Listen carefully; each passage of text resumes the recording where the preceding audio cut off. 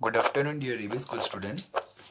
આપણે કાર્બનના બે અગત્યના સંયોજનો કાર્બન મોનોક્સાઇડ અને કાર્બન ડાયોક્સાઇડ વિશે લર્ન કર્યું. હવે આજના લેક્ચરમાં આપણે સિલિકોનના સંયોજનો જોવા જઈ રહેલા છે. સિલિકોનના સંયોજનમાં પહેલું અગત્યનું સંયોજન છે તે સિલિકોન ડાયોક્સાઇડ. આ સિલિકોન ડાયોક્સાઇડ જેનું સૂત્ર છે SiO2 અને એ બીજા કયા નામે ઓળખાય છે? કોમનલી સિલિકા તરીકે ઓળખાય છે. તો અહીંયાથી પહેલો ક્વેશ્ચન પૂછાશે કે સિલિકાનું સૂત્ર શું છે? તો સિલિકાનું સૂત્ર સિલિકોન ડાયોક્સાઇડ છે. અને સિલિકાનું જો ફોર્મ્યુલા પૂછવામાં આવે તો SiO2 જે સિલિકોન ડાયોક્સાઇડ તરીકે પણ ઓળખવામાં આવે છે. પૃથ્વીના પોપડાની જો વાત કરીએ તો પૃથ્વીના પોપડામાં 95% જેટલો ભાગ સિલિકા અને સિલિકેટનો બનેલો હોય છે. 95% જે અર્થ ક્રસ્ટ છે, પૃથ્વીનો પોપડો છે, તો તે સિલિકા અને સિલિકેટનો બનેલો છે. આજના લેક્ચરમાં આપણે આ સિલિકા વિશે વાત કરવાના છે. નેક્સ્ટ લેક્ચરમાં આપણે સિલિકેટ વિશે વાત કરશું. આ જે સિલિકેટ છે તેના બે પ્રકારના સ્વરૂપો છે. ફર્સ્ટ સ્ફટિકમય, જેને ક્રિસ્ટલાઇન ફોર્મ્સ કહેવાય, અને સેકન્ડ વન અસ્ફટિકમય, જેને એમોર્ફસ ફોર્મ કહેવાય. સ્ફટિકમય એટલે ક્રિસ્ટલાઇન ફોર્મ્સ કયા કયા છે? તો ક્વાર્ટઝ, ક્રિસ્ટોબેલાઇટ અને ટ્રાઇડાયમાઇટ. ક્વાર્ટઝ, ક્રિસ્ટોબેલાઇટ અને ટ્રાઇડાયમાઇટ. આ જે ત્રણ સ્ફટિકમય સ્વરૂપો છે, crystalline forms, they are interconvertible to each other depend upon the specific temperature. એટલે કે યોગ્ય તાપમાને તે લોકો આંતર પરિવર્તનીય છે, એટલે એકમાંથી બીજા સ્વરૂપમાં રૂપાંતર પામે છે. જ્યારે અસ્ફટિકમય સ્વરૂપ કયા છે? તો સિલિકા જેલ અને કૈસલગુર, જેને કીસલગુર પણ કહેવામાં આવે. હવે અહીંયાથી નીટ લેવલનો ક્વેશ્ચન પૂછવામાં શું આવશે કે નીચેનામાંથી સિલિકાનું કયું સ્ફટિકમય સ્વરૂપ છે, નીચેનામાંથી સિલિકાનું કયું અસ્ફટિકમય સ્વરૂપ છે? ઓર ટ્રુ અને ફોલ્સ સ્ટેટમેન્ટમાં કે કીસલગુર એ સિલિકાનું સ્ફટિકમય સ્વરૂપ છે, સાચું કે ખોટું? તો એ ખોટું. અને ટ્રાઇડાયમાઇટ એ સિલિકાનું અસ્ફટિકમય સ્વરૂપ છે, તો એ વિધાન પણ કેવું થાય? ખોટું. ક્વાર્ટઝ, ક્રિસ્ટોબેલાઇટ અને ટ્રાઇડાયમાઇટ એ સિલિકાના સ્ફટિકમય સ્વરૂપો છે. and they are interconvertible to each other depend upon that specific temperature. કે યોગ્ય તાપમાને તેઓ એકબીજામાં રૂપાંતર પરિવર્તન પામી શકે, માટે તેને આંતર પરિવર્તનશીલ સ્વરૂપો પણ કહી શકાય. જ્યારે સિલિકા જેલ અને કૈસલગુર એ કેવા છે? અસ્ફટિકમય સ્વરૂપો છે.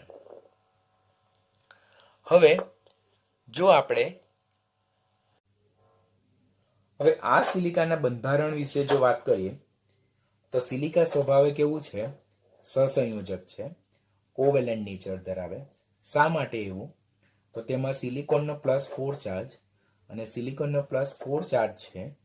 તો સિલિકોનનો +4 ચાર્જ હોવાથી એ નાનો ધન આયન છે, તેની ધ્રુવીભવન ક્ષમતા વધારે હશે, પોલરાઇઝિંગ કેપેબિલિટી વધારે હશે, માટે એ કેવું છે? સ્વભાવે કોવેલેન્ટ. તો અહીંયાથી એક MCQ બનશે, સિલિકા સ્વભાવે આયનીય સ્વભાવનું છે, તો વિધાન ખોટું છે. એ સ્વભાવે કેવું છે? સહસંયોજક છે, કોવેલેન્ટ છે. અને એનું બંધારણ કેવું છે? તો ત્રિપરિમાણીય જાળીદાર ઘન પદાર્થ છે. 3D નેટવર્ક સોલિડ સબસ્ટન્સ છે. આ બંધારણ વિશે વાત કરેલી છે. આપણે જોઈએ તો સિલિકા એટલે SiO2 નું બંધારણ. This is SiO2. તો સિલિકાના બંધારણમાં જોવાનું તો પ્રત્યેક સિલિકોન એ કુલ 4 ઓક્સિજન પરમાણુ સાથે ટેટ્રાહેડ્રલી જોઈન્ટ થયેલો. જો પ્રત્યેક સિલિકોન 1, 2, 3 અને 4 ઓક્સિજન સાથે ટેટ્રાહેડ્રલી, ધેટ મીન્સ સમચતુષ્ફલકીય રીતે ઘેરાયેલો હોય. પ્રત્યેક સિલિકોન 4 ઓક્સિજન પરમાણુ સાથે, પ્રત્યેક સિલિકોન પરમાણુ 4 ઓક્સિજન પરમાણુ સાથે સમચતુષ્ફલકીય રીતે એટલે ટેટ્રાહેડ્રલી ગોઠવાયેલો હોય છે. અને પ્રત્યેક ઓક્સિજન પરમાણુ એ 2 સિલિકોન પરમાણુ સાથે ગોઠવાયેલો છે. સ્ટેટમેન્ટ જ્યારે ટ્રુ ફોલ્સમાં બને છે તો ત્યારે સિલિકોન વિશે અને ઓક્સિજન વિશે બંને પૂછવામાં આવે. પ્રત્યેક સિલિકોન પરમાણુ 4 ઓક્સિજન પરમાણુ સાથે ઘેરાયેલો છે. પ્રત્યેક ઓક્સિજન પરમાણુ 2 સિલિકોન પરમાણુ સાથે જોડાયેલો છે.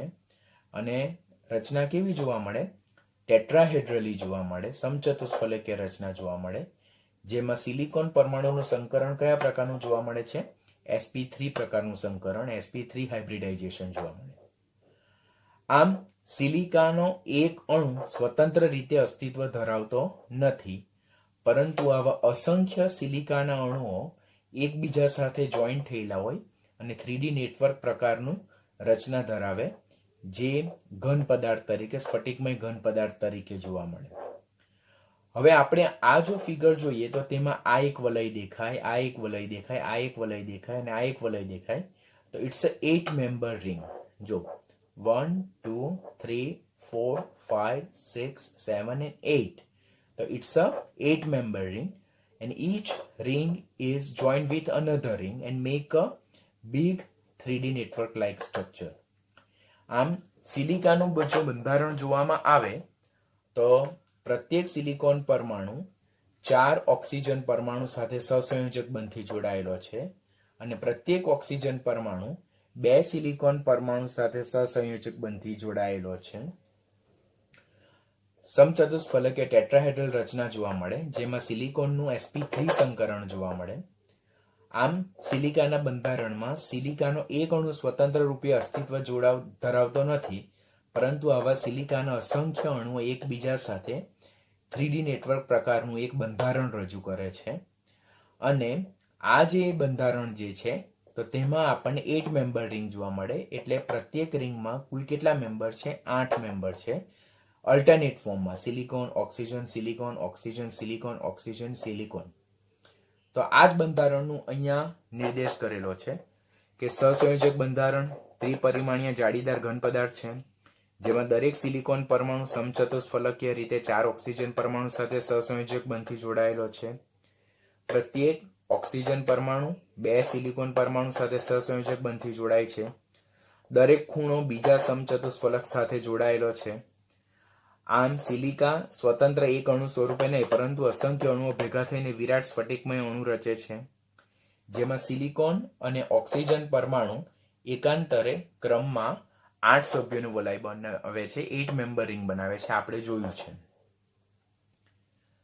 સિલિકાનું બંધારણ જોઈ ગયા બાદ, સિલિકાના સ્વરૂપો જોઈ ગયા બાદ, the next 4 topic, that is સિલિકાનો રિએક્શન. સિલિકા જે છે તો તે અક્રિયાશીલ હોય છે અને ઊંચા ગલન બિંદુ ધરાવે છે. સિલિકા એટલે ધેટ ઇઝ સેન્ડ, રેતી. તો તે કેવું છે? અક્રિયાશીલ હોય છે અને એના ગલન બિંદુ કેવા હોય છે? ઊંચા હોય છે. શા માટે આવું જોવા મળે? તો સિલિકામાં સિલિકોન ઓક્સિજનની બંધ પ્રબળતા એટલે બોન્ડ સ્ટેબિલિટી ઘણી વધારે છે અને તેની જે બંધ વિયોજન એન્થાલ્પી જે છે, bond dissociation enthalpy, that is 368 કિલોજૂલ પ્રતિ મોલ છે. આટલી ઊંચી બંધ વિયોજન એન્થાલ્પીને કારણે એ બંધને તોડવા માટે આપણે વધારે ઉર્જા આપવી પડે. માટે સિલિકોન ઓક્સિજન બોન્ડની જે સ્ટેબિલિટી છે તે ઘણી વધારે છે. આમ સિલિકા કેમિકલ રીતે કેવું છે? It is not reactive in nature, એ અક્રિયાશીલ છે અને which is having high melting point. એના ગલન બિંદુ પણ કેવા છે? ઘણા વધારે છે. તે ઊંચા તાપમાને પણ એટલે હાઈ ટેમ્પરેચર પર હેલોજન સાથે, હાઇડ્રોજન સાથે, એસિડ સાથે કે ધાતુ સાથે પ્રક્રિયા કરતું નથી. હવે આ સ્ટેટમેન્ટ પર તમે કન્ફ્યુઝ થશો. તે ઊંચા તાપમાને પણ હેલોજન સાથે, હાઇડ્રોજન સાથે, એસિડ સાથે અને ધાતુ સાથે પ્રક્રિયા કરતો નથી, પરંતુ અહીંયા બ્રેકેટમાં આપ્યું છે ફ્લોરિન. ફ્લોરિન એ સૌથી પ્રબળ વિદ્યુત ઋણમય તત્વ છે, સૌથી વધુ સક્રિય અધાતુ તત્વ છે અને HF જે છે તો ફ્લોરિન અને HF બંને સાથે આ સિલિકા પ્રક્રિયા કરે છે. સિલિકામાં સિલિકોન ઓક્સિજન બંધ વિયોજન એન્થાલ્પીનું મૂલ્ય ઘણું ઊંચું હોવાને કારણે સિલિકોન ઓક્સિજન બંધ ઘણો પ્રબળ છે, એટલે રાસાયણિક રીતે તે મોટે ભાગે નિષ્ક્રિય છે અને ઊંચા ગલન બિંદુ ધરાવે છે. સિલિકા તે ઊંચા તાપમાને એસિડ સાથે બી પ્રક્રિયા નથી કરતો, હેલોજન સાથે બી પ્રક્રિયા નથી કરતો, હાઇડ્રોજન સાથે બી પ્રક્રિયા નથી કરતો અને ધાતુ સાથે બી પ્રક્રિયા નથી કરતો. બટ હેલોજનમાં તે ફ્લોરિન સાથે એક્સેપ્શનલી રિએક્ટ થાય છે અને એસિડમાં તે HF સાથે એટલે કે હાઇડ્રોફ્લોરિક એસિડ સાથે પ્રક્રિયા કરે છે. તો આમ સિલિકાના 3 પ્રકારના રિએક્શન ખાસ યાદ રાખવાના, જે ટેક્સ્ચ્યુઅલ અને ઘણી બધી રેફરન્સ બુકમાં સેમ રિએક્શન છે. આપણે એટલા રિએક્શન યાદ રાખશું તો that is more than sufficient. તો પહેલું સિલિકાની ફ્લોરિન સાથેની પ્રક્રિયા. એકમાત્ર હેલોજન, અહીંયાથી ક્વેશ્ચન પૂછાય, નીચેનામાંથી કયા હેલોજન સાથે એકમાત્ર હેલોજન સાથે સિલિકોન પ્રક્રિયા કરે છે? તો ધેટ ઇઝ ફ્લોરિન. તો જ્યારે સિલિકાની ફ્લોરિન સાથે 2 મોલ ફ્લોરિન સાથે પ્રક્રિયા થાય તો સિલિકોન ટેટ્રાફ્લોરાઇડ મળે અને ઓક્સિજન છૂટો પડે છે. સિલિકોન એસિડ સાથે પ્રક્રિયા નથી કરતું. એકમાત્ર કયા એસિડ સાથે પ્રક્રિયા કરે? HF સાથે પ્રક્રિયા કરે. તો સિલિકોનની જ્યારે 4 મોલ HF સાથે હાઇડ્રોફ્લોરિક એસિડ સાથે પ્રક્રિયા થાય ઓર હાઇડ્રોજન ફ્લોરાઇડ સાથે પ્રક્રિયા થાય તો સિલિકોન ટેટ્રાફ્લોરાઇડ મળે અને H2O છૂટો પડે. બનતો સિલિકોન ટેટ્રાફ્લોરાઇડ વધુ HF સાથે પ્રક્રિયા કરીને હાઇડ્રોફ્લોરોસિલિસિક એસિડ બનાવે છે. પહેલા તો નીચેનામાંથી કયા એસિડ સાથે સિલિકા એકમાત્ર પ્રક્રિયા કરી શકે? તો તે HF સાથે હાઇડ્રોફ્લોરિક એસિડ ઓર હાઇડ્રોજન ફ્લોરાઇડ સાથે પ્રક્રિયા કરે. સિલિકા HF સાથે પ્રક્રિયા કરીને શું બનાવે? તો સિલિકોન ટેટ્રાફ્લોરાઇડ. એ સિલિકોન ટેટ્રાફ્લોરાઇડ વધુ પડતા HF એટલે કે હાઇડ્રોજન ફ્લોરાઇડ સાથે પ્રક્રિયા કરીને હાઇડ્રોફ્લોરોસિલિસિક એસિડ બનાવે છે. આ હાઇડ્રોફ્લોરોસિલિસિક એસિડ બનવાને કારણે જે કાચ હોય, ગ્લાસ જે હોય તો તે મોટે ભાગે સિલિકા ધરાવે. તો હાઇડ્રોફ્લોરોસિલિસિક એસિડ બનાવવાને કારણે કાચમાં હાજર સિલિકા જે છે તો તે ડિઝોલ્વ થવા માંડે છે. એટલે આપણી પાસે એક કાચનું પાત્ર છે. એ કાચનું પાત્રમાં જે કાચ છે તે શાનો બનેલો છે? સિલિકાનો બનેલો છે. હવે સિલિકાનો બનેલો હોવાને કારણે જો એ કાચની બોટલમાં જો HF ભરવામાં આવે તો કાચની બોટલમાં ભરવામાં આવતો HF એ કાચમાં રહેલા સિલિકા સાથે પ્રક્રિયા કરે અને ધીમે ધીમે શું બનવા માંડે? હાઇડ્રોફ્લોરોસિલિસિક એસિડ બનવા માંડે. એટલે ગ્લાસ સ્ટાર્ટ ટુ ડિઝોલ્વ, એટલે ગ્લાસમાં રહેલું સિલિકા ડિઝોલ્વ થવા માંડે છે. માટે HF નો સંગ્રહ કાચની બોટલમાં કરવામાં આવતો નથી. 12મા ધોરણમાં ગ્રુપ 17માં આ ટોપિક આપણે પાછો લર્ન કરવાનો છે અત્યારે. એટલે 2 ચેપ્ટરને લગતો કોમન પોઈન્ટ છે, યાદ રાખવાનું. નીચેનામાંથી હેલોજનનું કયું હેલોજન એસિડનો સંગ્રહ કાચની બોટલમાં કરવામાં આવતો નથી અને શા માટે? તો HF નો સંગ્રહ કાચની બોટલમાં કરવામાં આવતો નથી. શા માટે નથી કરવામાં આવતો? તો કાચની બોટલ એ સિલિકા ધરાવે છે. જ્યારે કાચની બોટલમાં HF ભરવામાં આવે તો HF એ ગ્લાસમાં રહેલા સિલિકા સાથે પ્રક્રિયા કરીને હાઇડ્રોફ્લોરોસિલિસિક એસિડ બનાવે. માટે ગ્લાસનું કન્ટેનર જે છે તો તેમાં રહેલો સિલિકા ડિઝોલ્વ થવા માંડે. એટલે HF ના રાસાયણિક ગુણધર્મો બદલાઈ જવાના. શા માટે? કારણ કે HF તો સિલિકા સાથે પ્રક્રિયા કરે. HF ને કયા પાત્રમાં સંગ્રહ કરવું જોઈએ? તો જેની સાથે HF પ્રક્રિયા ન કરતું હોય. પરંતુ અહીંયા તો HF કાચના પાત્રમાં રહેલા સિલિકા સાથે પ્રક્રિયા કરે છે. પરિણામે HF નો સંગ્રહ ગ્લાસની બોટલમાં કરવામાં આવતો નથી. તો HF નો સંગ્રહ શેમાં કરવો જોઈએ?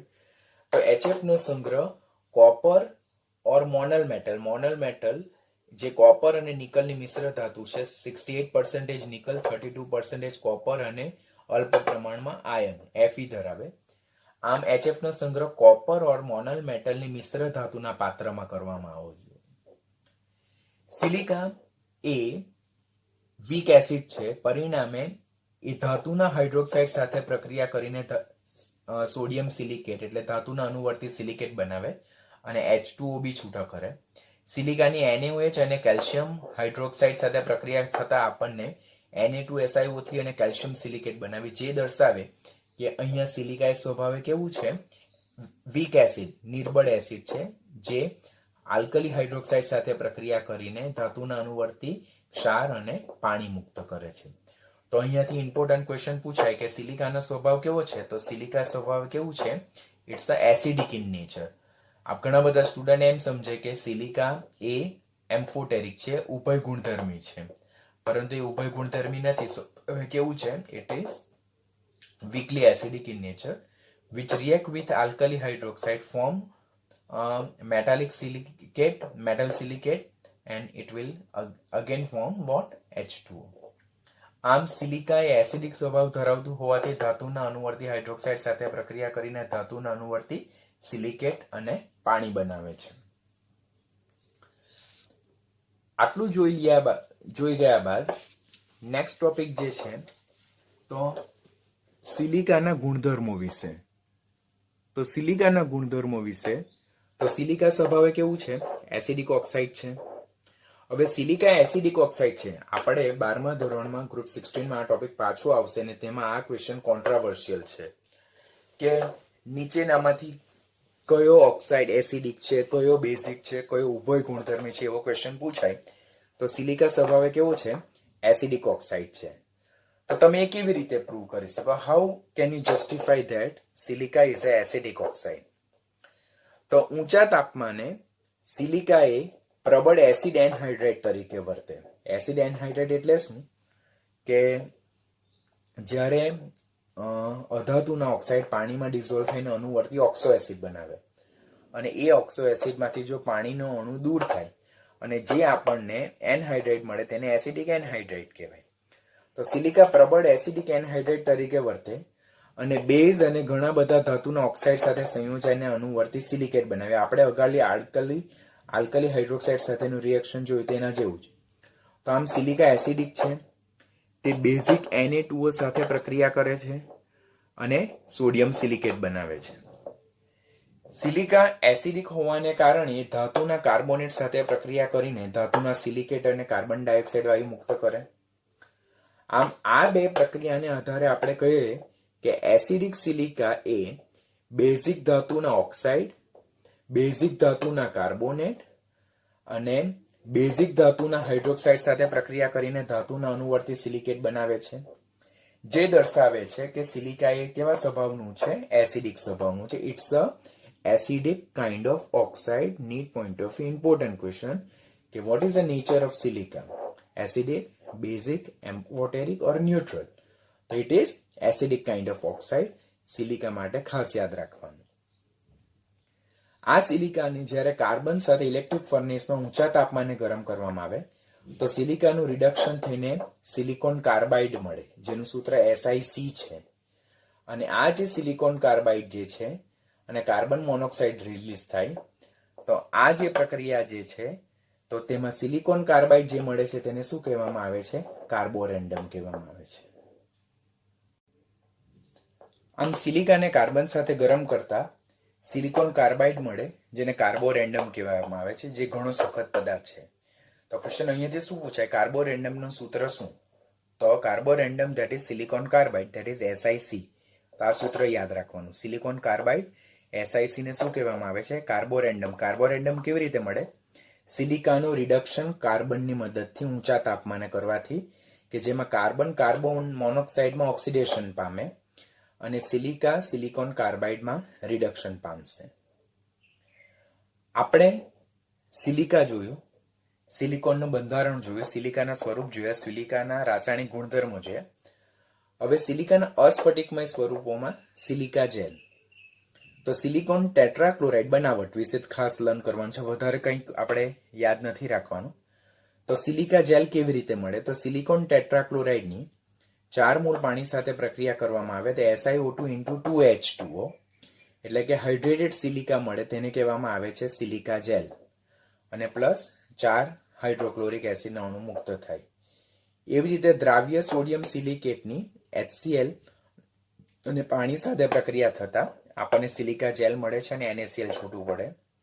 ઓર સિલિસિક એસિડ SiOH4 તેનું ડિહાઇડ્રેશન કરવામાં આવે તો પણ આપણને સિલિકા જેલ મળે છે. આમ સિલિકા જેલ કેવી રીતે પ્રાપ્ત થાય? તો આપણે આ કોમન જસ્ટ બનાવટ યાદ રાખવાની. ઉપયોગ વિશે ખાસ, સિલિકાના કમ્પાઉન્ડના ઉપયોગો વિશે ખાસ ક્વેશ્ચન પૂછાય છે. તો પેલું ક્વાર્ટઝ જે છે તો દાબ વૈદ્યુત પદાર્થ તરીકે, એટલે જેને ફિઝો ઇલેક્ટ્રિક મટીરિયલ કહેવામાં આવે છે. ફિઝો ઇલેક્ટ્રિક મટીરિયલ એટલે શું તે આપણે અગાડી લર્ન કરવાના છે, એટલે અહીંયા હું વધારે ડિટેલમાં એક્સપ્લેન નથી કરતો તમને. પછી હાઈલી એક્યુરેટ વોચની બનાવટમાં એનો ઉપયોગ થાય. આધુનિક રેડિયો તથા ટેલિવિઝન કોમ્યુનિકેશનના જે સાધનો છે તેમાં પણ ક્વાર્ટઝનો ઉપયોગ થાય. અને ગતિશીલ રેડિયો પ્રત્યાયન એટલે કે મોબાઈલ રેડિયો કોમ્યુનિકેશન જે છે તેમાં પણ આ ક્વાર્ટઝનો ખાસ ઉપયોગ થાય. તો અહીંયાથી ક્વેશ્ચન શું બનશે કે નીચેનામાંથી કયો ક્વાર્ટઝનો ઉપયોગ છે, કયો ક્વાર્ટઝનો ઉપયોગ નથી? તો પછી એમ ક્વેશ્ચન પૂછાય કે ફિઝો ઇલેક્ટ્રિક મટીરિયલમાં નીચેનામાંથી સિલિકાનું કયું સ્વરૂપ વપરાય? તો ધેટ ઇઝ ક્વાર્ટઝ. ત્યાર પછી મોબાઈલ રેડિયો કમ્યુનિકેશન ઓર ગતિશીલ રેડિયો પ્રત્યાયનમાં નીચેનામાંથી સિલિકાનું કયું સ્વરૂપ વપરાય છે? તો સ્ફટિકમય સ્વરૂપ કયું વપરાય છે? ક્વાર્ટઝ વપરાય છે. જ્યારે બીજા અગત્યના સંયોજનો સિલિકા જેલ અને કેસેલ કોર, જેના વિશે પણ કોમ્પિટિટિવની એક્ઝામમાં તમારે ખાસ ફોકસ કરવાનું થાય, તો તેમાં સિલિકા જેલ જે છે, તો સિલિકા જેલ તે અસ્ફટિકમય છે અને અતિ છિદ્રાળુ છે. તે ફક્ત 4% પાણી જ ધરાવે છે. પેટ્રોલિયમ ઇન્ડસ્ટ્રીમાં એનો ખાસ ઉપયોગ થાય. કોલમ ક્રોમેટોગ્રાફીમાં એડઝોર્બન્ટ તરીકે, અધિશોષક તરીકે, એટલે જેના પર સેમ્પલ રન થાય. કોલમ ક્રોમેટોગ્રાફી શું છે તે તમે ઓલરેડી ઓર્ગેનિક કેમિસ્ટ્રીમાં લર્ન પ્યુરિફિકેશન મેથડમાં તમે લર્ન કર્યું છે. તો કોલમ ક્રોમેટોગ્રાફીમાં પણ અધિશોષક તરીકે વપરાય. નીટમાં ક્વેશ્ચન પૂછાય છે કે કોલમ ક્રોમેટોગ્રાફીમાં નીચેનામાંથી સિલિકા જે છે, એટલે કે ધેટ મીન્સ સિલિકોન છે, તેનું કયું સ્વરૂપ વપરાય? તો તે સિલિકા વપરાય, સિલિકા જેલ વપરાય છે. હ્યુમિડિટી ડિટેક્ટર તરીકે, એટલે કે ભેજની હાજરી છે કે નહીં તે ચકાસવા માટે પણ સિલિકા જેલનો ખાસ ઉપયોગ થાય. કેવી રીતે? તો સિલિકા જેલનું ડાયએમોનિયમ કોબાલ્ટ ટેટ્રાક્લોરાઇડ સંયોજન સાથેનું જે મિશ્રણ હોય, તો તેને જ્યારે નાની પેકેટમાં ભરવામાં આવે તો એ સ્કાય બ્લુ કલરનું હોય. એટલે જ્યારે શુષ્ક સ્થિતિમાં હોય તો ત્યારે એ ભૂરા રંગનું હોય. હવે જો સપોઝ કોઈ એટમોસ્ફિયર છે કે જેમાં હાઈલી મોઇસ્ચર છે, તો આ સિલિકા જેલ એ એટમોસ્ફિયર છે તેમાંથી જે મોઇસ્ચર છે, ભેજ છે, તેને શોષી લેશે અને બ્લુમાંથી એ શેમાં કન્વર્ટ થશે? પિંકમાં કન્વર્ટ થઈ જશે. આમ વાતાવરણમાં મોઇસ્ચર હાઈલી અમાઉન્ટમાં પ્રેઝન્ટ છે, તો that can be easily detected by the given mixture. તો ક્વેશ્ચન અહીંયા એમ પણ પૂછાય કે નીચેનામાંથી સિલિકોનનું કયું સંયોજન એ હ્યુમિડિટી ડિટેક્ટર તરીકે, એટલે કે ભેજની ચકાસણી માટે વપરાય? તો તે silica gel plus diammonium cobalt tetrachloride. It's a cobalt tetrachloride સંયોજન એ હ્યુમિડિટી ડિટેક્ટર તરીકે વપરાય. ડ્રાય સ્ટેટમાં બ્લુ કલરનું હોય અને મોઇસ્ટ સ્ટેટ, એટલે કે વાતાવરણમાંથી ભેજ શોષી લીધા બાદ કેવા કલરનું થઈ જાય? પિંક કલરનું થઈ જાય છે. It's also useful as a drying agent. ખાસ કરીને તો જે આપણે મોટા હાઈલી ઇક્વિપમેન્ટ્સ હોય કે જેમાં ભેજ જે છે તો સર્કિટ પર લાગી જાય તો આખી સર્કિટ ડિસ્ટ્રોય થઈ જાય, તો તેમાં નાના સ્મોલ સેચેટ ઓર પેકેટ મૂકવામાં આવે સિલિકા જેલના, કે જે સરાઉન્ડિંગમાં જો મોઇસ્ચર હોય તો તેને શોષી લે, પરિણામે જે સર્કિટ જે છે તે સર્કિટ પર ભેજ નહીં લાગે અને પરિણામે આપણી સર્કિટ જે છે તો તે ભેજવિહીન રહે. લાઈક મોબાઈલ્સ છે, પછી વોચ છે, ઘણા ઇલેક્ટ્રિક ઇક્વિપમેન્ટ્સ છે, ઇલેક્ટ્રોનિક્સ છે, તો તેના બોક્સ જેવો ઓપન કરશો તમને તો નાની વ્હાઇટ કલરનું એક પેકેટ જેવું દેખાય, સેચેટ જેવું દેખાય. તેમાં સિલિકા જેલ હોય, which is generally sky blue in colour. અને ભેજ શોષી લીધા બાદ એ કેવા કલરનું થઈ જાય છે? પિંક કલરનું થઈ જાય છે. તો that's all about silica gel. Petroleum ઇન્ડસ્ટ્રીમાં કોલમ ક્રોમેટોગ્રાફીમાં એડઝોર્બન્ટ તરીકે, હ્યુમિડિટી ડિટેક્ટર તરીકે અને ડ્રાઇંગ એજન્ટ એટલે કે સુકવણીકારક પદાર્થ તરીકે ખાસ ઉપયોગ છે. પછી બીજું જે છે એમોર્ફસ, એટલે કે that means non crystalline form જે છે, તો તે કયું છે? કેસેલ કોર. વોટર ફિલ્ટ્રેશન પ્લાન્ટ, એટલે કે જે પાણી માટેના ગાર્ડન પ્લાન્ટ જે હોય તેમાં એ ખાસ વપરાય છે. How it work that is not of our question. આપણે ખાલી યાદ રાખવાનું કે નીચેનામાંથી સિલિકોનનું કયું સંયોજન ઓર સિલિકાનું કયું સ્વરૂપ એ ફિલ્ટ્રેશન પ્લાન્ટમાં વપરાય? તો that is kieselguhr. It is also use as an abrasive. Abrasive એટલે અપઘર્ષક. અપઘર્ષક એટલે જે સપાટીને ઘસવા માટે વપરાય, તો એબ્રેઝિવ મટીરિયલ અને અપઘર્ષક તરીકે પણ ખાસ વપરાય. It is also use as N ઇનટ support or filler. ઇનટ support એટલે કે કોઈક વસ્તુને સપોર્ટ આપવા માટે, નિષ્ક્રિય સપોર્ટ આપવા માટે આપણે એનો ઉપયોગ થાય છે. અને તેના માટેના બે ઇમ્પોર્ટન્ટ ખાસ નીટના ક્વેશ્ચન, ધેટ ઇઝ ગેલિગ્નાઇટ અને ડાયનેમાઇટ. આ બંને નીટના ઇમ્પોર્ટન્ટ ક્વેશ્ચન છે, તમારે ખાસ ધ્યાન રાખવાના. ગેલિગ્નાઇટ શું છે? તો gelignite is a mixture of explosive nitrobenzene and kieselguhr. એટલે કે વિસ્ફોટક એટલે જે સળગી ઉઠે, બરાબર, લાઈક અ બોમ્બ. તો વિસ્ફોટક નાઇટ્રોબેન્ઝિન અને કેસેલ ગોળનું મિશ્રણ તે કયા નામે ઓળખાય? ગેલિગ્નાઇટ તરીકે ઓળખાય. અને ડાયનેમાઇટ છે તો it's a mixture of explosive glyceryl trinitrate, glyceryl dinitrate, which is absorbed on a Kessel core. કે જે કેસલ ગુણની સપાટી પર શોષવામાં આવેલા હોય છે. તો કેલિગ્નાઇટ અને ડાયનામાઇટ એ બંને કેસલ ગુણના જ મિશ્રણ છે, જેમાં એક્સપ્લોઝિવ એટલે કે વિસ્ફોટકને સાથે મિશ્રણ કરવામાં આવેલું હોય છે. તો આ બંને જે મિક્સચર છે તે યાદ રાખવાના. And they are absorbed or they are mixed with a Kessel Gur as a inert support. તો આની સાથે સિલિકાનું બંધારણ, સિલિકાના સ્વરૂપો, સિલિકાનું પછી ગુણધર્મો અને સિલિકાના જુદા જુદા જે સ્વરૂપો છે તેના ઉપયોગો આપણો ટોપિક કેવો થાય છે, ઓવર થાય છે.